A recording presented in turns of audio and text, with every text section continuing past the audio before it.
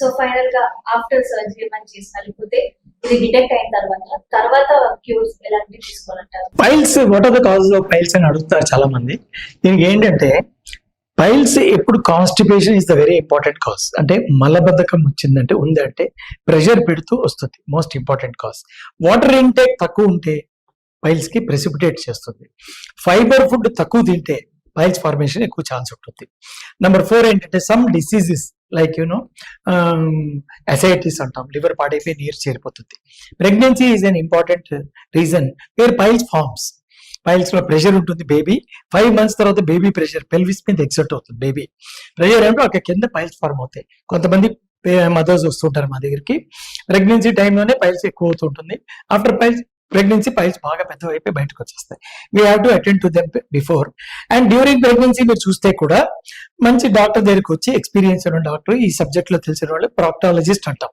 Piles, fisher, fistula, పైలోనైడల్ sinus, ఈ 4 డిసీజులు కలిపి ఎవరైతే ట్రీట్ చేస్తారో ప్రాక్టాలజిస్ట్ అంటాం. సో మంచి ప్రాక్టాలజిస్ట్ దగ్గరికి వెళ్ళి ట్రీట్మెంట్ తీసుకుంటే దాన్ని మనం కంట్రోల్లో పెట్టచ్చు.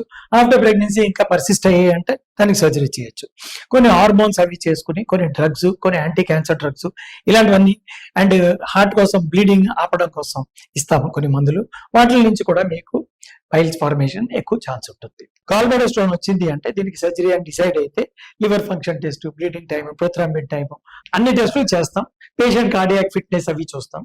మనకి కొలెస్ట్రాల్ బాడీలో ఉంది ఎక్కువ కాబట్టి మనకి ఫ్యాట్ అయ్యి స్టోన్స్, కొలెస్ట్రాల్ స్టోన్స్ ఫార్మ్ అయ్యాయి. నాకు అలాంటప్పుడు ఈ లిపిడ్ ప్రొఫైల్ ఎలా ఉంది, హార్ట్ లో ఏమైనా బ్లాక్స్ వచ్చాయా, దాని తల్లి సైడ్ ఎఫెక్ట్స్ ఏమైనా వచ్చాయేమో కూడా మనం ముందుగా జాగ్రత్త పడతాం. హెపటైటిస్ బి అనేది కాజ్ కాబట్టి జాండీస్ వస్తే అని దాన్ని కూడా మనం అన్ని చెక్ చేసుకుంటాం. Bleeding time, prothrombin time, activated prothrombin time అన్ని చేస్తాం. అన్ని చేసి ఫిట్ అయ్యాక ఇదివరకు కాలంలో ఏంటంటే ఓపెన్ ఆపరేషన్ చేసి, ఐ వాజ్ దేర్ ఇన్ 1985 నుంచి నేను గుంటకల్ ఏరియా రాయలసీమలో ఉన్నాను. అప్పుడంతా open operation. It was considered to be a very major operation. 2 weeks దాకా మంచం నుంచి లేవలేరు, 2 months దాకా పని చేసుకోలేరు, అలాంటివన్నీ ఉండేవి. Operation was cheap and best and that was only technique available. Now days thanks to the advent of laparoscopy. Laparoscopy వస్తే ఇక్కడ 3 ఒక దాంట్లో లైట్ కనపడుతూ ఉంటుంది, ఒక దాంట్లో పట్టుకుంటాం, దాంట్లో కట్ చేస్తాం. 3 or 4 హోప్స్ వేస్తాము. అంత పెద్ద స్క్రీన్, 60 inches స్క్రీన్ లో కనపడుతుంది. లాభం ఏంటి అంటే దీంట్లో మ్యాగ్నిఫికేషన్ ఉంటుంది. 5 times magnified, 10 times magnified. So gallbladder cystic duct దగ్గర సిస్టిక్ ఆర్టరీ అని కూడా వెసల్, దాన్ని కట్ చేసి ఉంటే బ్లీడింగ్ అవుతుంది, కాంప్లికేషన్స్ వస్తాయి. సో మ్యాగ్నిఫికేషన్ అక్కడ పెద్దగా కనపడుతుంది కాబట్టి యువర్ యాక్యురసీ ఈజ్ ఇంప్రూవింగ్. దాన్ని క్లిప్లు వేస్తాం 3, ఒక క్లిప్ కి మధ్య కట్ చేసేస్తాం సిస్టిక్ ఆర్టరీ. సిస్టిక్ డక్ట్ కూడా దీన్ని పట్టుకుని ఈ స్టోన్స్ మైగ్రేట్ అయ్యి లోపలికి వెళ్ళిపోకుండా, ఎస్పెషల్లీ మల్టిపుల్ స్మాల్ స్టోన్స్